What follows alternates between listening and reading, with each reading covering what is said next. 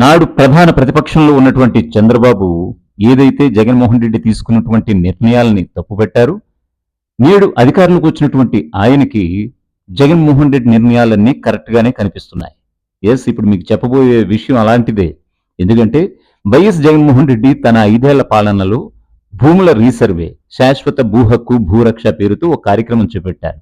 అయితే ఈ కార్యక్రమంపై చిందులు తొక్కినటువంటి చంద్రబాబు ఇది ఒక సెటిల్మెంట్లు, దందాలు నడుపుకునే ప్రయత్నంగా వైఎస్ జగన్మోహన్ రెడ్డి చేశారు.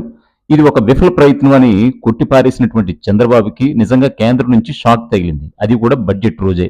ఏమనంటే భూముల రీసర్వే చేపట్టే రాష్ట్రాలకి ప్రత్యేకమైనటువంటి ప్రయోజనాలు, రాయితీలు కల్పిస్తామన్నటువంటి కేంద్రం ప్రకటనతో నిజంగా జగన్ తీసుకున్నటువంటి నిర్ణయానికి చంద్రబాబు జైకొట్టినట్లయింది.